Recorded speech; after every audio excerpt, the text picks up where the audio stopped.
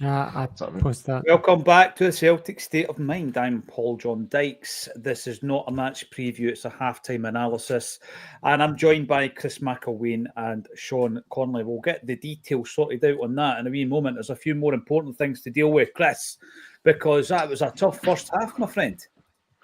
It was. For the first 15, we were. It was kind of a patient performance. We were patient. We were controlled. Not creating huge amount. Probably the most involved player was actually Jeff Schlupp.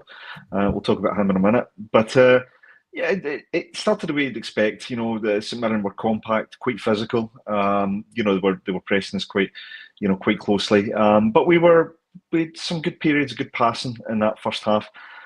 Ida initially, I thought, started the game okay. He was coming deep. He was acting as that focal point. However, as the game in the first half wore on, for me anyway, I felt Ida drifted slowly out the game. Wasn't really able to impose himself on the match. I think Taylor from the St Mirren side has been doing a pretty good job on Kuhn, so he's been heavily nullified throughout that first half, not really getting a chance to put in too many crosses or passes. Maeda on the other side not having his usual effect. I think the defender's stepping off him quite well.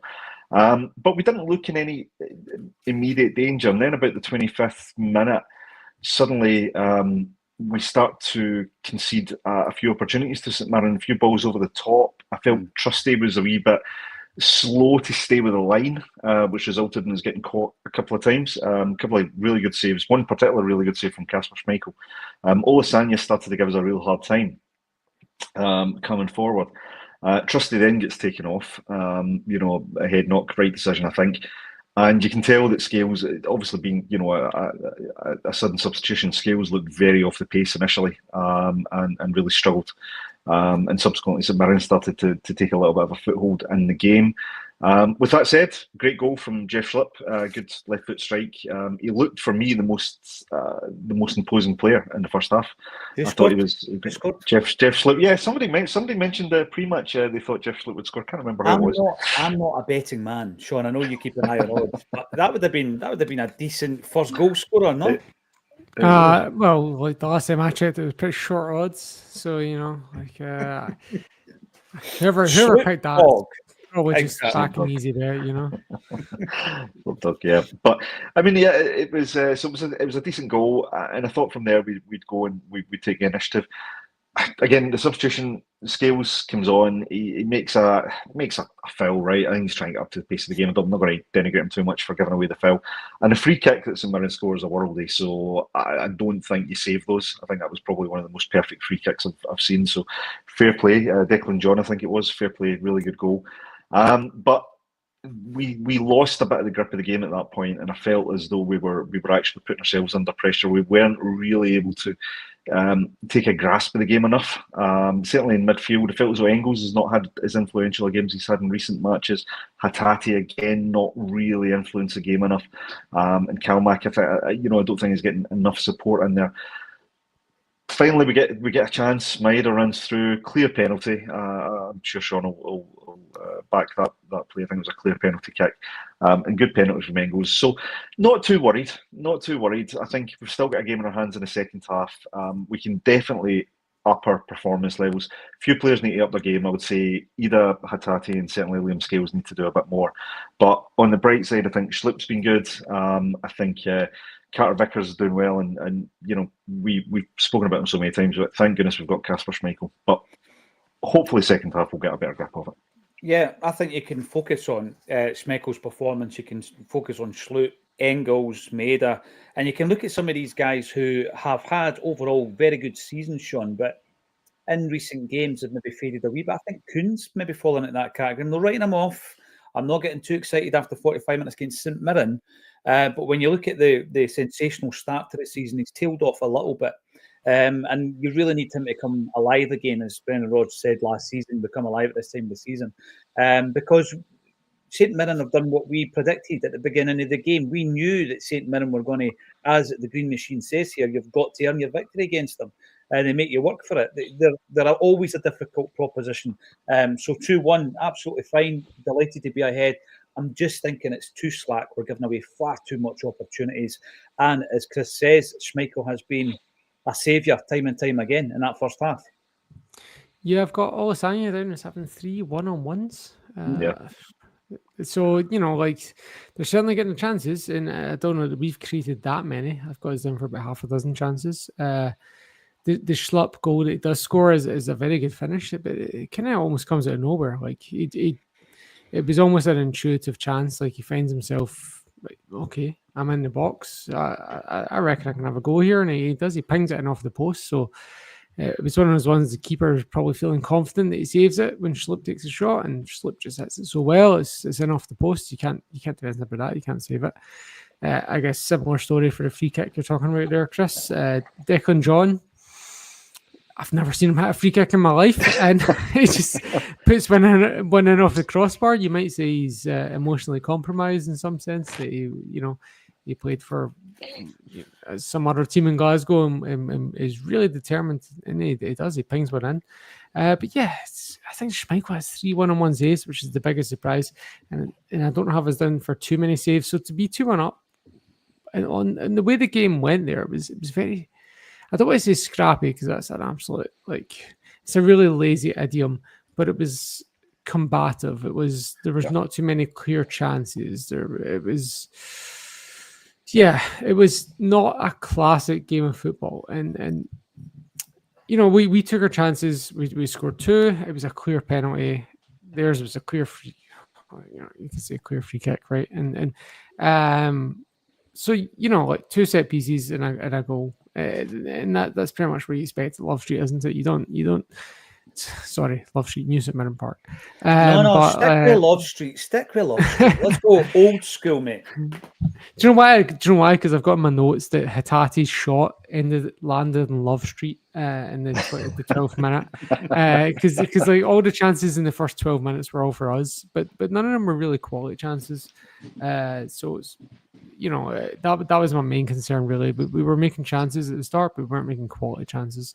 And then St Mirren start hitting us on the break, and it becomes that kind of game where they're getting chances on the counter, we're getting kind of scrappy chances. And Maeda was really not involved in the game until he wins that penalty. Ida's not really been. At one point, I just because I was getting bored almost, I did the academic exercise of just watching Hatate to see what he does. And he receives the pass, he recycles it out wide, and then he just kind of moves laterally for a bit, and the ball just kind of moves around him.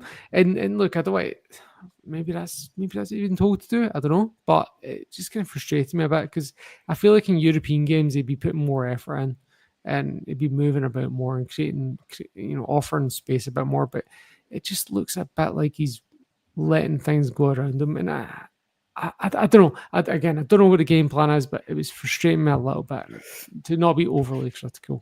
The first player, I've said this before, the first player I ever started watching the player rather than the game was Larsson, but that was because I wanted to figure out what he did off the ball. How did he manage to find pockets of space?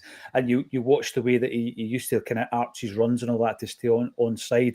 And I was just transfixed with him. But yes, I can sometimes watch a player to see exactly why they're not in the positions you would expect them to be in as well. I'm keen to bring in some of the comments because it's a first half in which we've come in 2-1 up, and I'm not worried. I would unless we capitulate in the second half, I'm not worried. I think we're going to do enough to win the game, but it's far from a vintage performance. Now, I don't like calling anybody a donkey, John. It scales back to being a donkey, but lose the headband, mate. Go and get a wee trim. Lose the headband.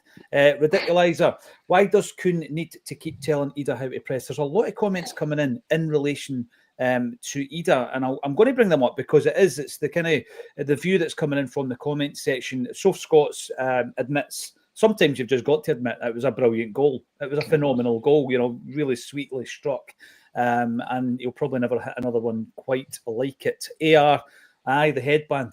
What do you think of when you see a headband? Steve Foster, John McEnroe, the 118 guys. Get rid of it, mate. Ian Roy, I need to top up my pina colada. He's cool as a cucumber. Look at this. The stress is low to very low. We've got this in the bag. I like that, Ian. Well done. Are you on the pina colada, Sean?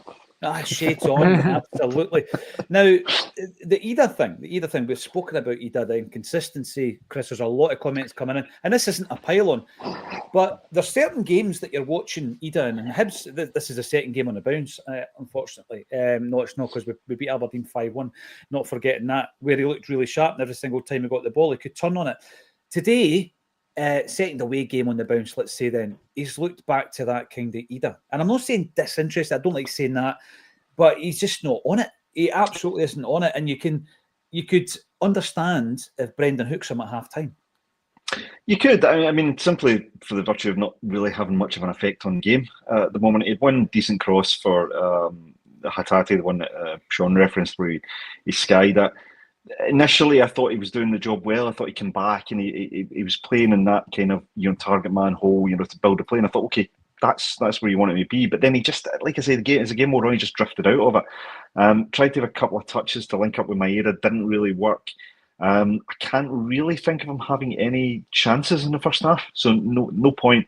I've seen some people saying service, and I would agree with that in the sense that I don't think there's been much coming from either wing.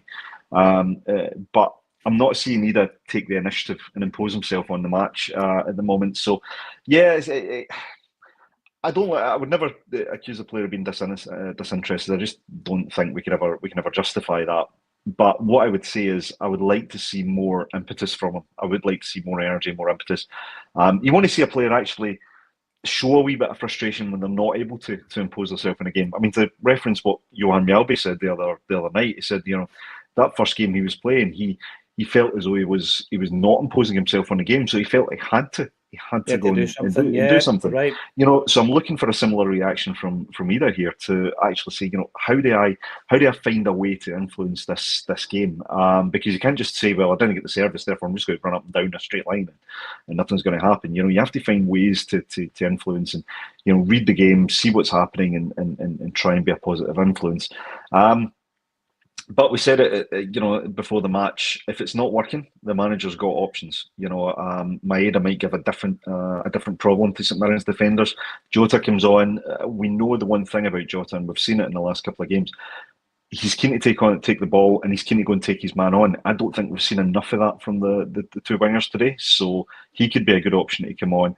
And Hatate's not really having quite as much of an effect in the press as Sean said. Seems to be.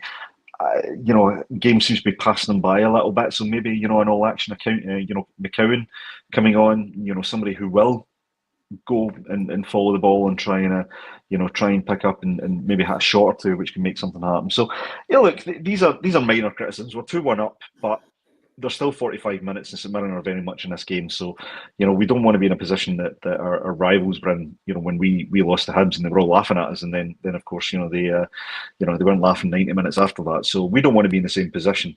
So 45 minutes, we need to up our game and get this one over the line.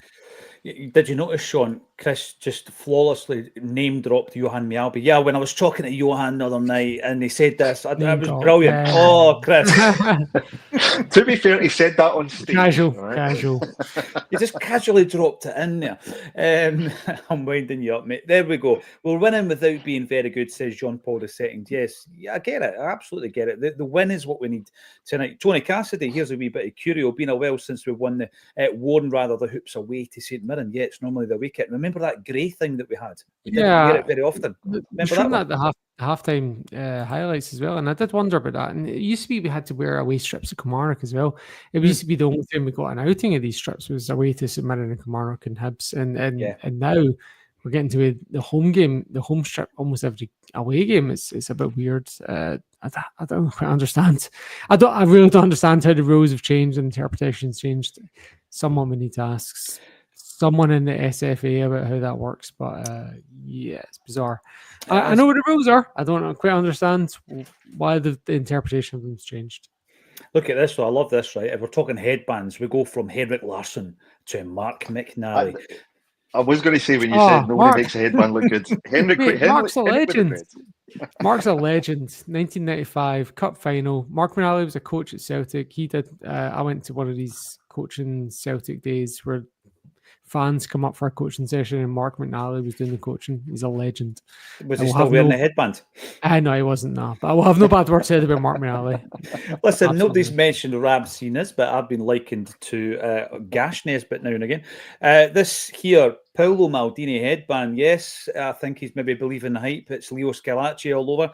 And Gordon Coney says that Ida is offering nothing. I think he'll be given 10, 15 minutes. I don't know, Sean, if you've been given an update on any subs at half time. Not seen anything.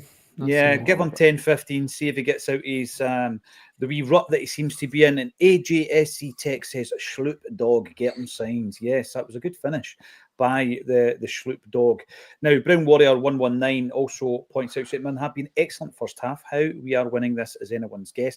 I love all that Celtic curio. Whatever happened to Mark McNally's headband or Callum McGregor's mask? What happens to these things? Craig Bellamy's collarless jersey, Danny McGrain's beard. What happened to all these things? I want to know where Henrik Larsson's dreadlocks went, because these are curio and they should be in the Celtic Museum. I'm just watching again the double save by Schmeichel, and I'll tell you something, the marking in the box was shambolic. Both St Mirren players were free, and I'm watching another chance where he's got in between the two centre halves. We've just got to do better with that. You know, we've got to do better, because that's a simple dink over the top in between the two centre halves, Scales and Carter Vickers. And thankfully, Schmeichel came out and closed the gap. Trusty obviously goes off with a concussion injury, guys, and we hope he's okay. Scales comes in, but he's not been playing a great deal of football, and he does look a bit rusty, and he looked a wee bit rusty against Aberdeen as well, Sean. That's the risk, I guess, isn't it? Yeah, that was a specific observation I had against Aberdeen. Is this guy looks like he's not played much recently, and up to a few weeks ago, he had been coming on consistently as a sub, even in the games he wasn't starting. And he did look match sharp, but he did not look match sharp last week against Aberdeen, and he's looking still a bit rusty today. So hopefully, it's a run, or he starts coming off the bench again more consistently to support the team. No, listen, thank you everybody for getting involved. Nice and busy at halftime. Let's go and enjoy the second half and join us at full time on A Celtic State of Mind.